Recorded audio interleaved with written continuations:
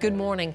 Donald Trump admits that images of children in chain-link lockups look bad politically. That may be about to go from bad to worse. A new report reveals that babies and toddlers are being taken from their migrant parents and held in special facilities.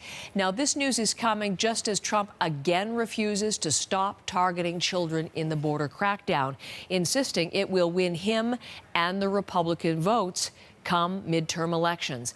Megan Roberts leads off our coverage this hour with our first look inside what U.S. government officials are calling, euphemistically, tender age shelters. We do have this one photo that is from the inside of one of these tender age shelters. And it appears to show a calm moment with a toddler. You can see there, it almost looks like it could be in anyone's home, in a nursery, but it's the circumstances surrounding this photo and potentially the other children surrounding this photo that are quite remarkable. So this was released by the Houston bureau chief for the New York Times, Manny Fernandez. He says this photo was supplied to him. He did not say whether it was supplied by somebody within the shelter or somebody from the U.S. government. He says that this little girl is 12 months old. She's in Texas right now, and she has been separated from her parents. She's in one of these so-called tender age facilities, of which there are at least 3 in Texas, with plans to open more by the United States government. Now, these so-called tender age shelters, according to the U.S. Department of Health and Human Services, are meant for children under the age of 13 years old. They say that there are doctors and staff there that are equipped to deal with these young children, to deal with their unique needs, and also that these shelters, that these tender age facilities meet the state licensing standards. So there have been some people that have been allowed inside of these, some lawyers, some medical providers, and they say that yes, the conditions for the children are good, they are safe, but the children are still extremely unhappy. The people who've been inside describe playrooms full of children in hysterics, children in crisis, screaming and crying because they don't know where their parents are and they don't know where they are. And this is what the people inside of the shelters, the doctors and the lawyers that are checking up, are saying is the problem. Not the care itself, but the separation from the parents, Heather.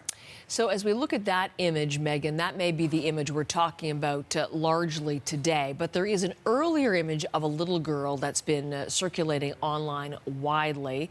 As we look at it, it certainly helped capture the desperation of the situation, the suffering of the children. And CBC News has talked to the photographer who snapped this image. Absolutely. John Moore was on The National talking about the circumstances around this photo, the fact that that little girl and her mother traveled for a month to reach the United States border, and he describes how this photo was taken. So you can see a jeaned leg there. That is the little girl's mother, and she has just put the little girl down because she has to be frisked by border officials.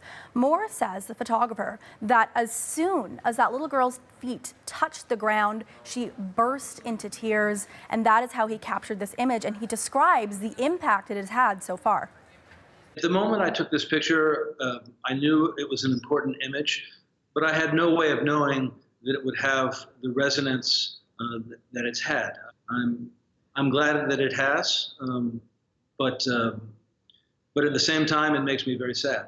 If this photograph makes people feel and humanizes a subject of immigration, which is often talked about in statistical terms, then maybe I've done my job. Now, Moore has 2 other hopes. He hopes that that photo will inspire policy change, and he also hopes for himself to be able to find out what happened to that little girl and to her mother, because he says he's been trying to find out and he hasn't gotten any answers yet, Heather. Megan, thank you very much. There's Megan Roberts. As we start there and then turn to the politics of all of this, Donald Trump giving no sign this morning the White House will take action to end the political crisis anytime soon. Lindsay Duncombe is in Washington with more on the story. Lindsay, we know that Trump met behind closed doors last night with Republican lawmakers. What is coming out of that meeting? A whole lot of confusion about exactly what the president might sign should there be a comprehensive immigration package brought to his desk later this week or next week. The House of Representatives is looking at 2 immigration bills right now. One is being described as a compromise legislation. The other is more hard line. Both of them would solve this problem of keeping families separated by allowing them to be detained together, changing the rules around that. But the hardline legislation does not allow for a path to citizenship for the dreamers. Those are the people who were brought here to the United States illegally as children. The compromise legislation, which probably has a greater chance of passing, does. Now, that's a problem because the many on the hard line of the Republicans call that amnesty, and they don't believe that they can go back to their voters and say, I voted for this because the idea of giving amnesty to immigrants in this country in certain places is so toxic, Heather. So why go all the way to immigration overhaul? I mean, we've heard even Republicans say Trump could stop this right now. What about a simple bill to stop the children from being taken from their parents?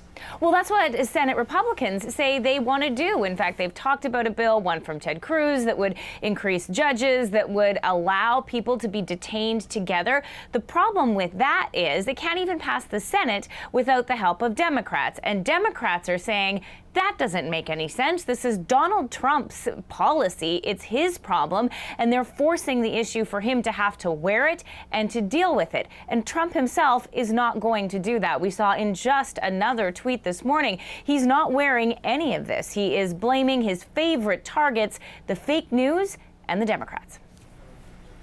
Lindsay, thank you very much. Lindsay Duncombe from Washington.